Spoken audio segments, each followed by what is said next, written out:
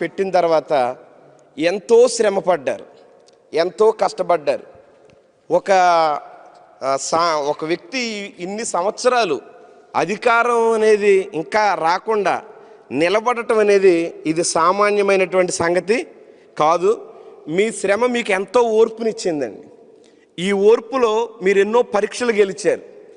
ఈ పరీక్షలో మీకు ఒక నిరీక్షణ వచ్చింది, ఎప్పటికైనా నేను ఆంధ్రప్రదేశ్ని పరిపాలించే ఒక గొప్ప నాయకుడిని అవుతానని.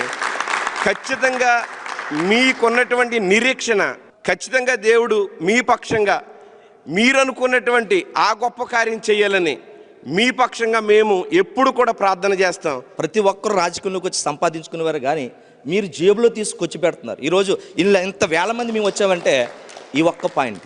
ఓడిపోయినా సరే రైతులకు ఈరోజు నిలబడ్డారు. కష్టం అంటే ఈరోజు జనసేన ఉంటుంది తప్ప కానీ ఎవరు ఏమీ చేయట్లేదు. ఎంత పెద్ద పార్టీ అయినా చనిపోతే 5 లక్షలు ఇచ్చేవారు ఎవరికి లేరు. ఇప్పుడు వీళ్ళు వస్తున్నారు, వాలంటీర్స్ వస్తున్నారు, కులం చెప్తున్నాం కాపు అని చెప్తున్నాం, లేదా వాళ్ళకి ఏ క్యాస్టే చెప్తున్నారు. అక్కడ మతం దగ్గర మీరు క్రిస్టియన్ అంటే మీరు రాయమని చెప్తున్నారండి. ఎందుకని అసలు మీరు రాయం, మాకు రూల్స్ లేదు. ఇప్పుడు జగన్ గారు ప్రభుత్వం ఏం చెప్పారంటే మేనిఫెస్టోలో, నేను ప్రభుత్వంలోకి వస్తే కనుక పేదవాడు మద్యపానాన్ని నిషేధాన్ని నేను చేస్తాను, పేదవాడికి ఇది అందకుండా చేస్తాను అని ఆయన మాట చెప్పాను. నేను వింటున్నానండి, టీవీని ఫాలో అవుతాను, న్యూస్ ఫాలో అవుతాను, కానీ ఆయన చెప్పింది ఏది చేయలేదండి. జగన్ సారా తాగిపోరా అని చెప్పాడండి చివరికి. అందుకే ఇప్పటివరకు కూడా బాగా తాగుతూ నా సోదరులు చనిపోతున్నారండి. మా బంధువులు, మా బావగారు, మా చెల్లి సొంత మా కజిన్ సిస్టర్ భర్త గారు మందు తాగి చనిపోయారు. కేవలం బ్రాంతి వల్ల చనిపోయాడండి ఆయన. కాబట్టి నేను కూడా పవన్ కళ్యాణ్ గారిని ఈ సభాముఖంగా వేడుకునేది ఏంటంటే, ఆంధ్ర రాష్ట్రంలో ఈ సామాజిక రుగ్మతను తొలగించాలి. ఎందుకయ్యా అంటే అండి, త్రాగిన వ్యక్తే ఏం చేస్తారంటే తర్వాత అతను హత్యలకు పాల్పడవచ్చు, అతను మానభంగాలకు పాల్పడవచ్చు, ఎన్నో చేయొచ్చు. మీరు చట్టాలు చేస్తున్నారు కానీ ప్రభుత్వంలో మందుని నిషేధిస్తే ప్రభుత్వమే ఆగిపోద్దనే భయం అండి. ఈరోజు జగన్ సర్కారు మందును అందుకే జగన్ సారా అని పెట్టి అమ్మిస్తున్నారండి అక్కడ. ఎప్పుడైనా మీరు చూసారని నేను పుట్టి పెరిగి చూడాల. స్వర్గీయ ఎన్టీ రామారావు గారు ఆయన నా చిన్నప్పుడు కిలో రూపాయి బియ్యానికి ఇచ్చినప్పుడు అండి ఆయన మరి నాటు సారాని ఆఫ్ చేసేసారు.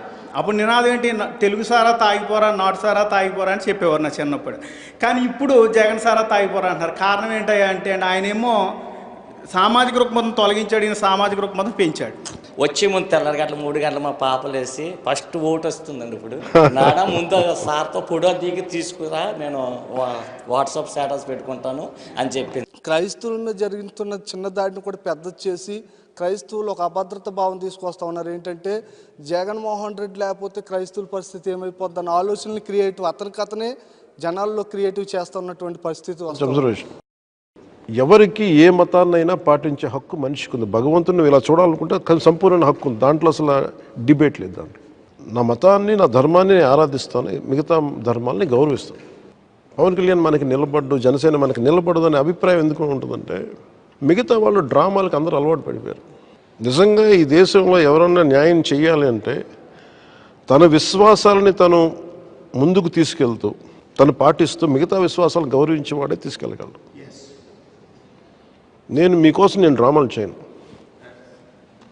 మనస్ఫూర్తి ఎందుకు జనం చెప్తాను. నేను మిమ్మల్ని మోసం చేసిన వాడిని అవుతాను.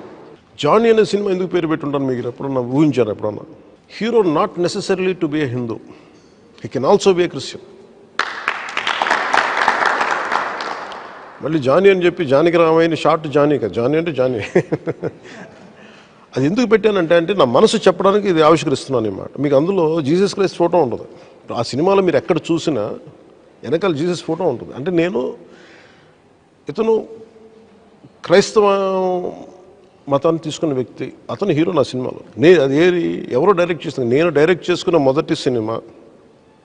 నేను రాసుకుంది క్రిస్టియానిటీ మీద నాకున్న గౌరవాన్ని తెలియజేయడానికి అది చేశాను. సో నేను ఏమి చేసినా చాలా సంపూర్ణంగా మోసం చేయను. మనం నిజంగా మనస్ఫూర్తిగా మీరు నమ్మండి, మీరు ఈ రోజు నిలబడినా నిలబడకపోయినా మిమ్మల్ని మోసం చేసి నేను మాట్లాడను. కష్టం వస్తే ముందు వచ్చి నిలబడేది నేనే నిలబడతాను తప్ప. నా వైఫ్ నన్ను అడిగింది, మా మదరు నా కూతురు పెట్టిన దీన్ని మన బ్యాప్టైజ్ చేయాలి, చర్చికి తీసుకెళ్ళొచ్చానండి రష్యాలో. యూ బీయింగ్ ఏ హిందూ నీకైనా ఇబ్బంది ఉంటుంది అంటే అసలు మేము అన్ని మతాలని సమానంగా గౌరవించామని, నేను మీ విశ్వాసాలను గౌరవిస్తాను, సంపూర్ణంగా చేసుకున్నట్టు నా కూతురు ఫోటో ఉంటుంది బ్యాప్టైజ్ చేసినట్టు. నేను ఇది ఎందుకు బయటికి